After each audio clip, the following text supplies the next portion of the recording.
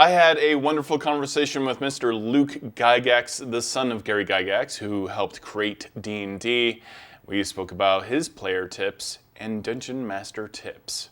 Given that you are the son of Gary Gygax, and you are Luke Gygax, and you've been playing D&D for so long and you've been entrenched in this, what is your player advice for new players and old?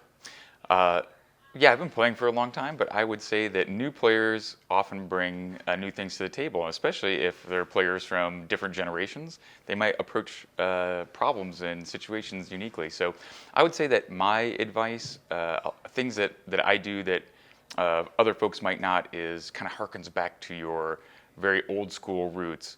I remember I was playing with a guy and he came up to me yesterday and he's like, I was in a celebrity game with you. And I remember the DM going around saying, all right, is there any additional items on your character sheet that you want? And I think I said, yes, I want a 1 pound bag of flour and some marbles. And the guy was like, oh my, why in the world would he want those things? And so he asked me, I said, well, okay, well, the reason I would do that is you could use flour, you could lay that down to see if somebody walked over it, and then you could track them. If there's an invisible thing attacking you, you can rip it open and cover them in the flour. If you suspect that there's some passage, the ground isn't level, and it may be tricking you and taking you in different directions, you put a marble down and see if it rolls. Things of that nature. You could maybe, the flour would blow in the wind if there's a breeze and there's a crack for a secret door. So it's all the little puzzle-solving tips and tricks that I saw other players use. So be inventive, I think, is what I would say. Is use your imagination and think of innovative ways that you can get around the challenges that the Dungeon Master has put in front of you, or ways that you can use your skills, spells, or things that in new ways that will help overcome some of those challenges. And I think that's a neat thing that you learn from gaming, and you can bring that to the game as a new gamer too. You just have to think about it. You can think outside of what is written. Sure, you may be a sorcerer, but believe me, everybody has other skill sets, and your character's no different. That's a well-rounded person, so they're gonna have other things that they can do besides just cast a spell or using magic to get through something. So I'd say that's to use your brains, use your ingenuity. Yeah, but that's kind of the instinct, right? Is you're not used to that much freedom. If you're playing a video game, or even obviously not when you're reading a novel, but yeah, if you're playing a video game, you start playing D&D, you don't realize that there are unlimited options, and that it's almost the most real experience you can actually have.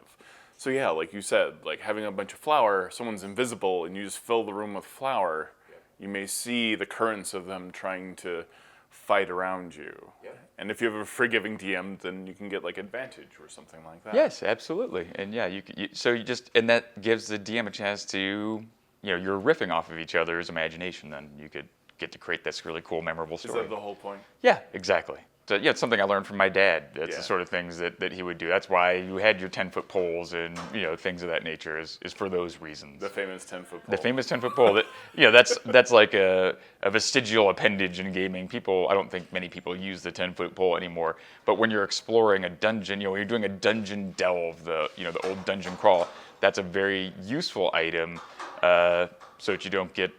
You don't stick your hand in the pool of acid, or you don't jump through. Stick your hand into the disintegrating, the green devil mouth in the Tomb of Horrors.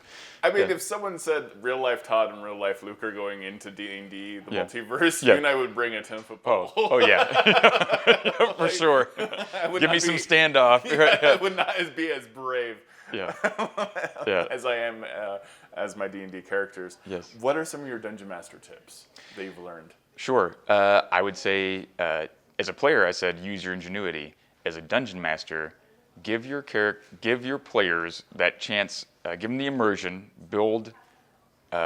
Take them away from the world, right? And then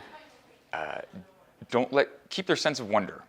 It's you're in a strange setting. There's magic, for heaven's sakes. This is a land of fantasy. There's horrible monsters. There's creatures. You may be in a character with, in a group, in an adventuring party with a minotaur, in 5th edition or some of these things. So you are in a mythological, fantastical realm. And even experienced players, sometimes we metagame, so we've been around the block a little bit, right? So we might see a monster, and we'll know what it is from the description. Change up your monster a little bit, give them an additional skill, trick. Keep that sense of wonder so that they don't go, oh, well, in that case, we should probably use this kind of spell, and in 2 rounds, we'll have slain the creature, and then we'll move on to getting the treasure. Don't let it become mechanical. Give them those, switch things up, use a sense of wonderment, give them, be immersive, give them a sensation, it smells like this, talk about how the dank air feels on their skin or whatever it may be, that really helps paint that picture with all their senses and keep them on the edge of their seats. And I think that will help you really focus the group, in those moments of tension. Of course, that's not going to be 4 hours or 6 hours of gaming. It's okay to throw in some jokes and relax and be a little bit less descriptive, but you can really heighten that moment and build it up. And a guy who's a master of doing those sorts of things is Mike Merles. I really respect his dungeon mastering style, and when I played with him, he's really brought that home. So if you want to see some stuff on streams, I think that's a good guy to look at, and I'm sure there's some other examples out there. What do you like about dungeon mastering? Dungeon mastering is you get your chance, basically, to spin the story for people and to riff, like I said, to play off of what they're bringing to the table. And honestly, you can kind of identify what that person wants, what's going to drive them, and then give them that little, allow them to find it and get that reward and kind of see that joy, their happiness of having overcome the puzzle or figured out how to beat this creature or to save the damsel in distress or whatever it is that they're doing, whatever the MacGuffin is, to be able to see them achieve it, and you've built that little piece in there for their character that's gonna make them happy. And then they tell a story later, and they're shooting the breeze afterwards, and they're excited about the game and the story. That's really rewarding. So basically, being able to create a fun time and then see the happiness afterwards. It's like an immediate. Yep. An immediate reward for yourself as well. Yeah. When you see happy players, there's probably no better feeling. It's like running a convention. It's a lot of work, and there's a lot of prep that goes into being a good dungeon master, right? Getting all the props together, think of the storyline, and looking at each one of your players and figuring it out. But then once it happens, the joy that you've brought and created.